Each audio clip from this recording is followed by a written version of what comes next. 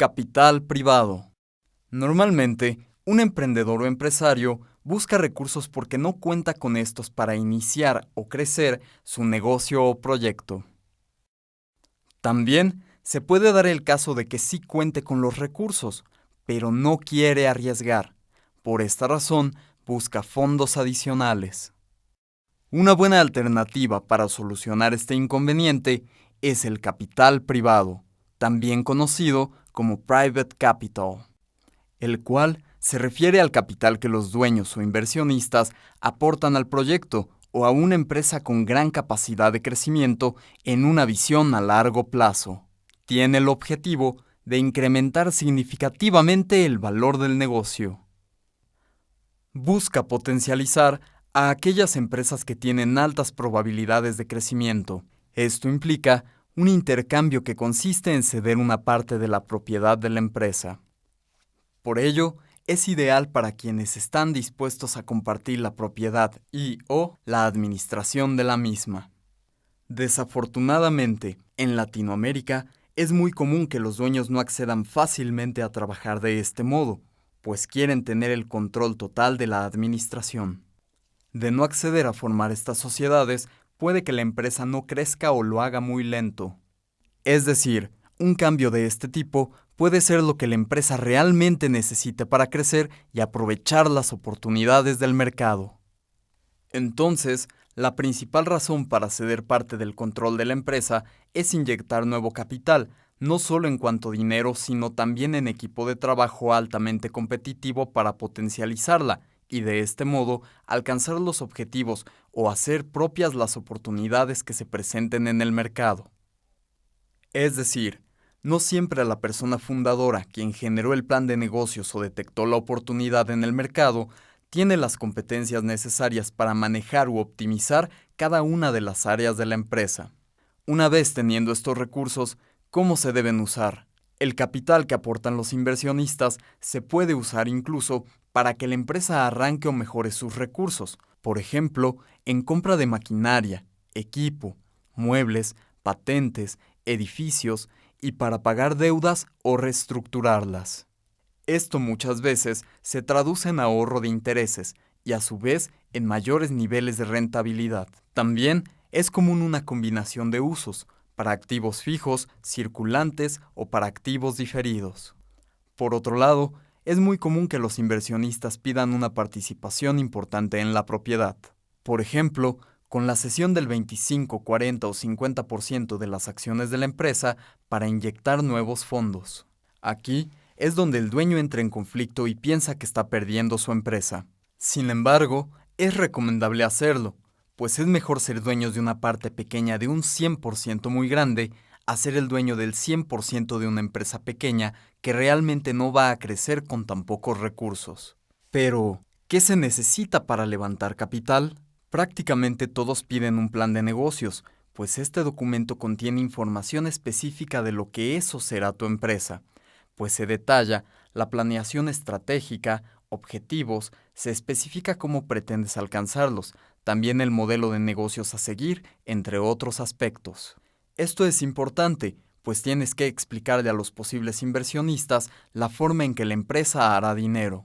Mucha gente piensa que hacer el plan de negocios y pasar por todo el proceso preoperativo antes de abrir la empresa es engorroso y no tiene valor.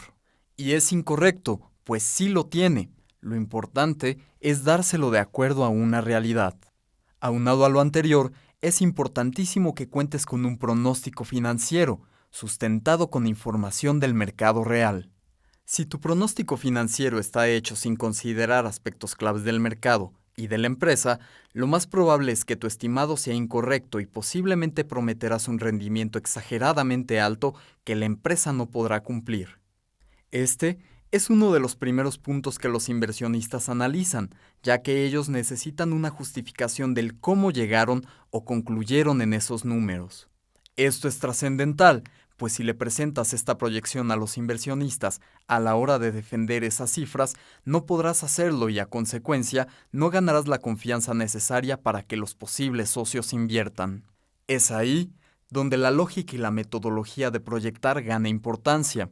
Asimismo, es recomendable contemplar 3 escenarios. El esperado, generalmente es el que llama la atención. El conservador, donde las cosas no resultan como esperas. Y el óptimo.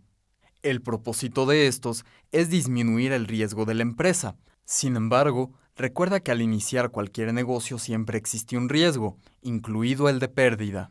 Entonces, te recomendamos tener cuidado, pues mucha gente se queda en el plan de negocios y no da ese paso adicional.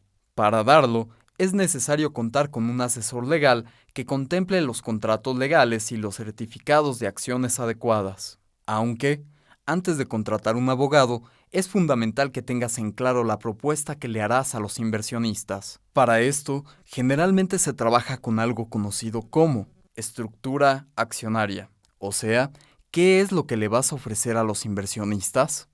Esta define tanto el tipo de acciones de la empresa como el rendimiento que tiene cada una. También es importante delimitar los derechos corporativos. Más adelante hablaremos de ellos. Los interesados en levantar los fondos deben estructurar la forma de la aportación del capital y asociarla con los diferentes tipos de acciones. Veamos un ejemplo. Supongamos que una empresa ha definido 3 tipos de acciones, las A, B y C. Lo primero que se hace es describir a qué se refiere cada acción. En este caso, los empresarios decidieron que la acción tipo A represente el capital fundador de la empresa, es decir, esté integrada solamente por los propietarios. En este rubro se encuentran quienes crearon el concepto del proyecto, generaron el plan de negocios, tienen conocimiento del mercado e incluso aportaron capital para que se generaran las primeras compras de activo para la empresa y, por supuesto, son responsables de la rentabilidad actual. En este caso, el número de acciones equivale al 50%. La acción tipo B representa las acciones de riesgo. En otras palabras, son socios que van a correr el mismo riesgo que los fundadores de la empresa. Es decir, aquellos que las adquieren tendrán rendimientos si la empresa los tiene y sus avances van a ser de acuerdo al tipo y tamaño de inversión que hicieron. En este caso, la aportación que ellos hacen es del 70% del nuevo capital. Se conoce esta información, pues los dueños de la empresa hicieron un análisis de su situación y llegaron a la conclusión de que tenían X cantidad de dinero, pero necesitaban más para alcanzar sus objetivos. Con base en esto, definieron el monto requerido para que un empresario invirtiera. Para esta empresa, la suma es de 9.870.000 pesos. Por lo tanto, el valor de la acción se cotiza en 9.870 pesos. Es decir, el número de acciones será de 1,000. Si alguien desea invertir, lo mínimo que puede adquirir son 125 acciones. Eso quiere decir que tendrá que hacer una compra mínima de 1.233.750 pesos. O sea, que habrá un máximo de 8 accionistas. Quienes las adquieran tendrán derecho a dividendos, a tener utilidades de acuerdo a la inversión que haya hecho. Veamos ahora la acción tipo C. Se describe como la acción de inversión de bajo riesgo. Ojo, no podemos decir que es un accionista de cero riesgo, porque este siempre existe. La aportación de los accionistas tipo C es del 30%, que equivaldría a 4.230.000 pesos. El valor de cada acción es de 14.100 pesos. El número de acciones se reduciría a 30 y lo mínimo a comprar 50, no menos. Entonces, la compra mínima se evalúa en 2.115.000 pesos. El número máximo de accionistas tipo C, 2. Se conoce como acción de bajo riesgo porque el rendimiento es fijo, pues se le asegura una rentabilidad al inversionista, o sea, un porcentaje del valor de su acción. Es casi como un préstamo y está garantizado, gane la empresa o no. Si no gana, se traspasa al siguiente periodo, como si estuvieras acumulando ese rendimiento hasta que la empresa tenga capacidad de pagarlo. Entre la acción tipo A, B y C, la primera que cobra los rendimientos que fueron garantizados es la de tipo C. Entonces, como hemos visto, no es suficiente solo llevar el plan de negocios y ofrecer a la gente una participación. Es necesario trabajar las estructuras accionarias, es decir, dividir ese capital que están solicitando en diferentes acciones y características en función de tus necesidades. Hablemos ahora de los derechos corporativos.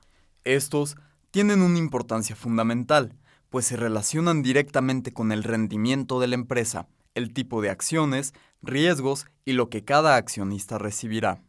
Para explicarlo más a detalle, retomemos el ejemplo anterior. Los de acciones tipo A tienen derecho a votar en todos los casos que sea necesario. En el caso del tipo B, los socios podrán opinar para prórrogas en la duración de la sociedad, disolución anticipada de la sociedad, cambios del objeto social, transformación de la sociedad, fusión de la sociedad con otra empresa, aumento o disminución del capital, emisiones de otras acciones privilegiadas, emisión de bonos u obligaciones, aprobación de los informes financieros. Miren en los derechos corporativos de tipo C. Los derechos corporativos de tipo C incluyen prórroga de la duración de la sociedad, disolución anticipada de la sociedad, cambio del objeto social, transformación y fusión de la sociedad. Si observas, los derechos corporativos del tipo C es más corta que la del tipo B. Esto porque los primeros tienen asegurado su rendimiento. Es un dar-recibir. Tienes asegurado tu rendimiento, pero tienes menos derechos corporativos.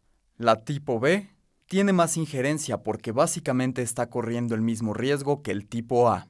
Y esta última tiene derecho a votar en todo, porque son quienes corren el riesgo, pues generalmente son los dueños. Esto simplemente fue un ejemplo. Tú puedes adaptarlo a tus necesidades. Lo importante es que debe haber una relación entre el riesgo y los derechos corporativos. Entre más riesgos está corriendo el accionista, debería tener más derechos corporativos para efectos de que haya una compensación. Eso sí, lo que no se recomienda hacer es vender acciones sin hablar de los derechos corporativos. Sin embargo, es frecuente que esto se haga, pues no hay desconocimiento del tema. Es decir, muchas veces cuando los derechos corporativos no están delimitados, se presentan, por ejemplo, casos en los que algunos accionistas de la empresa tocan a la puerta del área administrativa para pedir cuentas y revisar los archiveros como si estuvieran en su casa. Cuidado, cuando esto sucede, es un signo de que las relaciones entre la administración y los accionistas no están debidamente establecidas. Y lo más probable es que se avecine un caos en caso de no poner una rápida solución. Para esto, se recomienda tener una persona o departamento que se dedique a la relación con los accionistas, a fin de mantener una comunicación afectiva con ellos para que conozcan la situación de la empresa, los planes, los riesgos, etc. Muchos de los problemas que tiene la empresa pueden resolverse haciendo sinergia con los accionistas. Entonces, los derechos corporativos, como toda la estructura o los riesgos que cada acción tiene, son claves para levantar fondo de manera organizada. Ya hemos hablado de la descripción de las acciones, qué representa cada una, cuánto vale y cuáles son los lotes mínimos. Hemos mencionado la importancia de los derechos corporativos a cambio de esa aportación. Sin embargo, es fundamental que desde el principio se hable de los rendimientos esperados. Es aquí donde el pronóstico financiero hecho con seriedad, tomando en cuenta la información del mercado, gana importancia, pues con este se pueden prometer rendimientos reales. También se debe hablar del riesgo de pérdida. Recuerda que siempre está presente y solo se puede minimizar. Podemos analizar el entorno actual, el pasado y tratar de visualizar cómo será el futuro, pero no tenemos certeza de que así será. En ocasiones, se pueden presentar eventos inesperados que distorsionan nuestros planes. También es importante estar consciente de que los tiempos para obtener resultados casi siempre son largos. Por ejemplo, si buscas fondos a nivel internacional, podrían tomarte más de 6 meses. Estos periodos dependen de si las fuentes son locales, nacionales o internacionales, también del perfil que estás buscando. Para concluir, es importante definir el uso de los recursos y la cantidad que vas a pedir para capital. No puedes llegar sin tener definido para qué lo vas a utilizar y exactamente para qué lo necesitas. Define también el tipo de recurso que deseas levantar, porque esto tendrá un impacto en el costo de los fondos. Por ejemplo, necesitas precisar el rendimiento que le ofrecerás al posible inversionista. Se sabe Que las empresas tienen riesgo. No evites hablar de ellos cuando estás presentando tu proyecto, pero también presenta el plan de contingencia en caso de que aparezcan. Determina también el tipo de relación que vas a tener con los accionistas, el tamaño, la cantidad de acciones, etc. Entre más socios tenga la empresa, más difícil se vuelve la interacción, y es muy posible que necesites un departamento que maneje la comunicación con ellos. Este proceso puede ser tardado, por lo cual se recomienda iniciar lo antes posible. Te invitamos a iniciar este proceso y mucho éxito con tu levantamiento del capital privado.